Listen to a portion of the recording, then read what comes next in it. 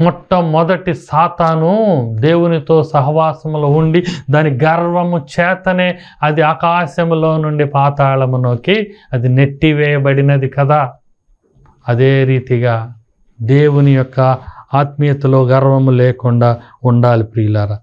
ఈ రీతిగా ఆత్మీయమైనటువంటి దేవునిని విడిచే జార స్త్రీ లాంటి ఖడ్గపు ఆత్మీయతల దాని నుండి మనం రక్షించబడాలి.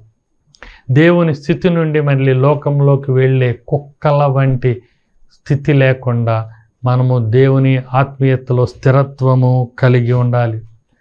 అపవాది లాంటి సింహపు నోళ్ళల్లోకి మనము పోకుండా మనము దేవుని యొక్క మార్గములోనే నడవాలి. అవిధేయత లేకుండా గురుపోతు లక్షణాలు పోకుండా మనము ప్రశాంతంగా దేవుని యొక్క సంరక్షణలోనే మనము క్షేమంగా ఉండాలి.